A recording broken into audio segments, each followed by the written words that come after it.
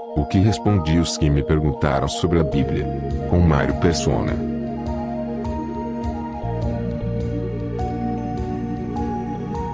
A pergunta é: devo protestar contra vídeos de humor que são colocados na internet, no YouTube? De vez em quando eu recebo o convite de algum cristão bem intencionado para protestar contra algo ou alguém que esteja desrespeitando a Cristo, ou ao cristianismo, ou aos cristãos. Nos últimos dias eu recebi pelo menos 2 e-mails me convidando a participar de um protesto contra uma produtora de vídeos de humor na internet. Em que pese a boa intenção de quem promove tais campanhas contra, eu vejo isso como total falta de entendimento do que é o mundo, de qual a posição que o cristão tem nele, no mundo. A palavra de Deus fala: este é o espírito do anticristo, do qual já ouvistes que há de vir, e eis que já está no mundo. Filhinhos, sois de Deus, e já os tendes vencido. Porque maior é o que está em vós do que o que está no mundo. Do mundo são, por isso falam do mundo. E o mundo os ouve. Nós somos de Deus. Aquele que conhece a Deus ouve-nos. Aquele que não é de Deus não nos ouve. Nisto conhecemos nós o espírito da verdade e o espírito do erro. Isso disse João em sua primeira epístola, capítulo 4, versículo 3 ao 6. O cristão tem cidadania celestial, não terrena. Portanto, seus interesses não estão aqui, mas no céu. A teologia do pacto, encontrada tanto no catolicismo como no protestantismo, leva as pessoas a terem uma visão equivocada do lugar do cristão e de sua relação com o mundo. Basicamente, essa teologia enxerga a igreja como herdeira das promessas feitas por Deus a Israel no Antigo Testamento, que eram no sentido de dar àquele povo um lugar neste mundo e ser respeitado por todas as nações. Sempre que essa teologia foi levada ao extremo, os cristãos pegaram em armas para conquistar territórios, com a desculpa de fazê-lo para Cristo, como aconteceu nas cruzadas e em outras ações colonialistas. Mas existem iniciativas mais brandas, como exigir do governo que no dinheiro seja impressa a frase "cremos em Deus", ou que em repartições públicas sejam colocados crucifixos, ou ainda lutar por direitos cristãos. Tudo isso nada mais é do que os cristãos desejarem deixar uma marca na política e na sociedade. Ao invés de buscarem resgatar almas para Cristo, procuram transformar o mundo em um espaço cristão. O erro está em não entender que Deus não deu à igreja sequer um espaço de terra de um pé neste mundo. O que foi tipificado na vida de Abraão, o peregrino, que não tinha lugar nessa terra. A palavra de Deus diz: e não lhe deu nela herança, nem ainda o espaço de um pé. Atos 7, 5. Amados, peço-vos como a peregrinos e forasteiros, que vos abstenhais das concupiscências carnais, que combatem contra a alma, tendo o vosso viver honesto entre os gentios, para que naquilo em que falam mal de vós, como de malfeitores, glorifiquem a Deus no dia da visitação, pelas boas obras que em vós observem. Isso Pedro escreveu na sua primeira epístola, capítulo 2, de 11 a 12. Quando se manifestar o Senhor Jesus desde o céu, com os anjos do seu poder, como labareda de fogo, tomando vingança dos que não conhecem a Deus e dos que não obedecem ao Evangelho de nosso Senhor Jesus Cristo, os quais por castigo padecerão eterna perdição ante a face do Senhor e a glória do seu poder, quando vier para ser glorificado nos seus santos e para se fazer admirável naquele dia em todos os que creem. Isto Paulo escreveu na 2 Tessalonicenses, capítulo 1, versículo 7 ao 10. Quando nós lemos da vida de Abraão, é proveitoso enxergá-lo como figura do cristão que não tem lugar no mundo, em contraste com o seu sobrinho Ló, que representa o cristão que busca uma posição no mundo entre os incrédulos. Em seu desejo de se estabelecer aqui, Ló foi armando suas tendas até ir morar em Sodoma e acabar assumindo uma posição entre os juízes daquela cidade iníqua. A palavra de Deus nos diz que levantou Ló os seus olhos e viu toda a campina do Jordão, que era toda bem regada, antes do Senhor ter destruído Sodoma e Gomorra. E era como o jardim do Senhor, como a terra do Egito, quando se entra em Zoar. Então Ló escolheu para si toda a campina do Jordão, e partiu Ló para o oriente, e apartaram-se um do outro. Habitou Abraão na terra de Canaã, e Ló habitou nas cidades da campina, e armou as suas tendas até Sodoma. Ora, eram maus os homens de Sodoma e grandes pecadores contra o Senhor. Isso está em Gênesis 13, de 10 a 13. O testemunho de Abraão, em meio aos incrédulos, era: estrangeiro e peregrino sou entre vós. Gênesis 23, 4. O testemunho que a vida de Ló dava era visto assim pelos incrédulos habitantes de Sodoma. Como estrangeiro, esse indivíduo veio aqui habitar e quereria ser juiz em tudo? Gênesis 19, versículo 9. Portanto, sempre que um cristão quiser interferir no mundo, os seus habitantes incrédulos têm toda a razão de dizer: como estrangeiro, este indivíduo veio aqui habitar e quereria ser juiz em tudo? Os habitantes de Sodoma suportaram Ló enquanto ele lhes era útil, e nesse período até mesmo tentaram conquistar Abraão. Em um episódio em que Abraão libertou seu sobrinho Ló das mãos dos reis inimigos e, por tabela, salvou também os habitantes de Sodoma, o rei de Sodoma ofereceu a Abraão vantagens financeiras e Abraão recusou. Quão diferente é isso do que fazem hoje os líderes religiosos que comem na mão de governantes de olho nos votos que irão obter através deles em seus rebanhos. A palavra de Deus nos diz: não sabeis vós que a amizade do mundo é inimizade contra Deus? Portanto, qualquer que quiser ser amigo do mundo constitui-se inimigo de Deus. Tiago 4:4. O mundo é inimigo de Deus. Sempre foi, sempre será, até Cristo vir estabelecer o seu reino em poder e glória. Mas aí será Ele, e não os cristãos, quem fará, que fará a faxina. Cristo fará a faxina. Cristo mudará esse mundo. Tentar mudar isso é querer maquiar o diabo para deixá-lo parecido com anjo. E os cristãos não precisam se dar ao trabalho, porque o próprio diabo já faz isso muito bem consigo mesmo e com seus ministros. Se vemos Satanás querendo parecer bom e seus ministros querendo parecer ministros de justiça, será que agora alguns cristãos ainda vão querer que o mundo vista a fantasia de amigo de Deus? Fala sério. A palavra de Deus nos diz: e não é maravilha, porque o próprio Satanás se transfigura em anjo de luz. Não é muito, pois, que os seus ministros se transfigurem em ministros de justiça. 2 Coríntios 11, 14 a 15. Se você estranha quando comediantes fazem pouco da fé dos cristãos, é bom considerar que boa parte do combustível que eles usam para suas piadas é fornecido pelos próprios cristãos. Graças às muitas igrejas, entre aspas, e pastores, entre aspas, que estão por aí, o cristianismo hoje é piada pronta na mão dos humoristas. Também não adianta querer consertar isso, pois o próprio Espírito Santo, em Apocalipse, dá à cristandade apóstata, essa que cria o cenário para as piadas prontas, um nome que não é nenhum elogio. Lá ela é chamada de a grande meretriz. E o que pensar quando os próprios cristãos também têm seu repertório de piadas sobre a Bíblia, sobre Deus, sobre Jesus? Ou você nunca ouviu algum irmão em Cristo contá-las?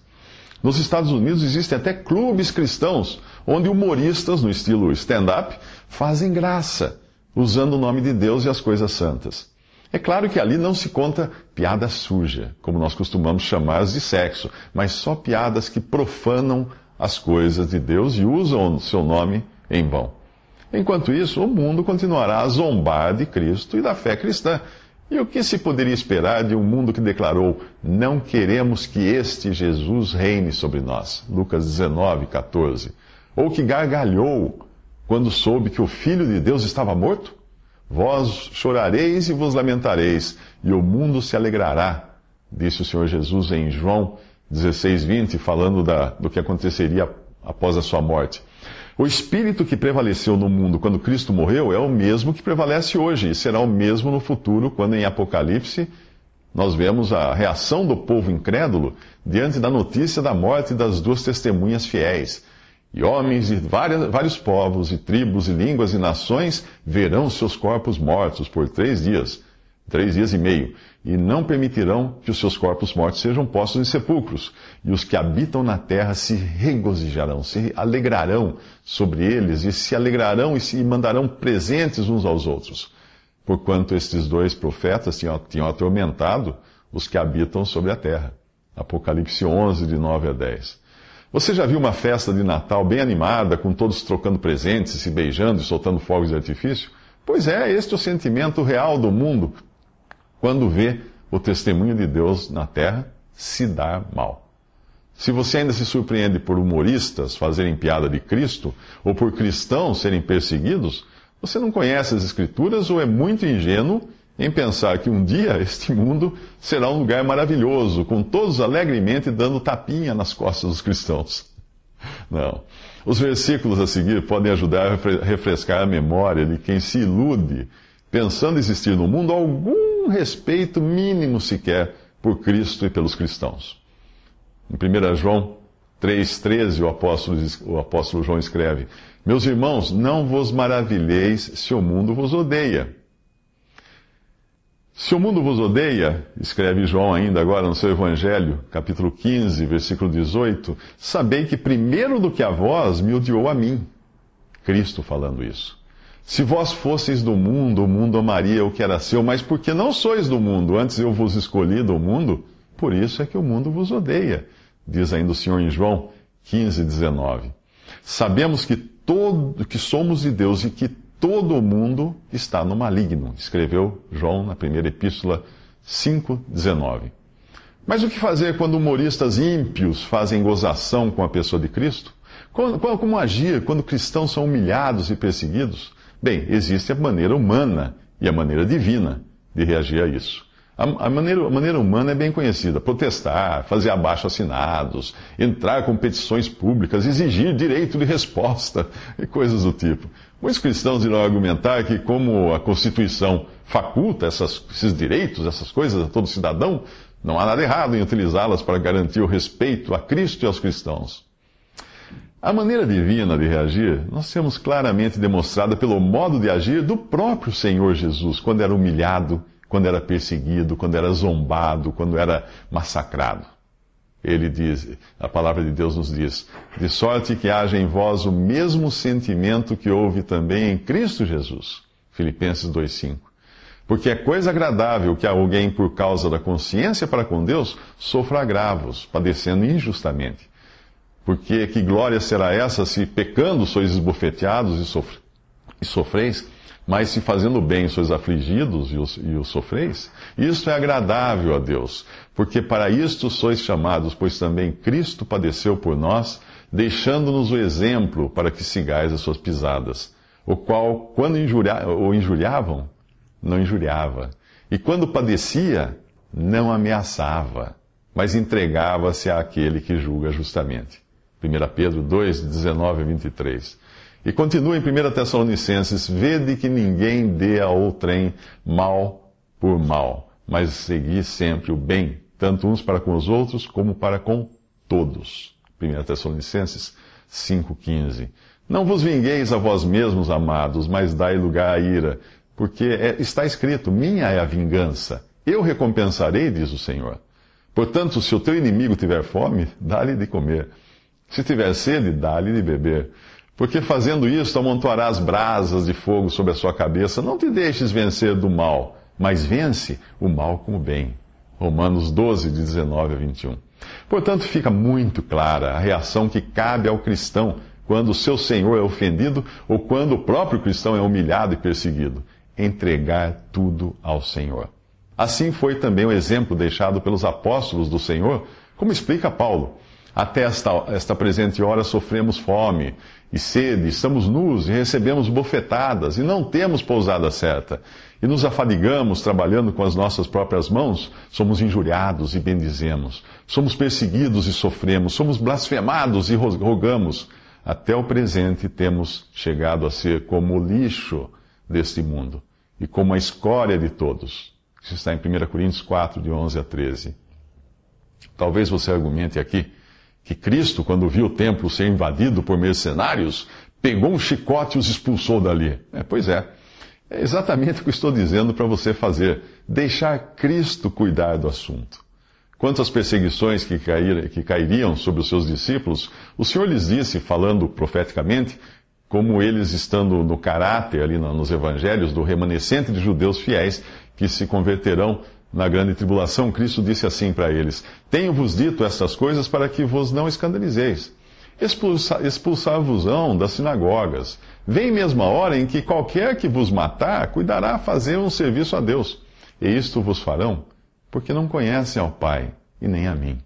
Isso está em João 16, de 1 a 3. Ora, quando estas coisas começarem a acontecer, olhai para cima, levantai as vossas cabeças, porque a vossa redenção está próxima. Lucas 21, 28. Bem-aventurados ou felizes sois vós, quando vos injuriarem e perseguirem, e mentindo, disserem todo mal contra vós por minha causa. Exultai, alegrai-vos, porque é grande o vosso galardão nos céus. Porque assim perseguiram os profetas que foram antes de vós, disse o Senhor em Mateus 5, de 11 a 12. O que o Senhor diz ali? Quando vos injuriarem e perseguirem e disserem o mal contra vós por minha causa, protestem, procurem seus direitos, façam abaixo-assinados. Não! Ele diz, exultai, levantai as vossas cabeças.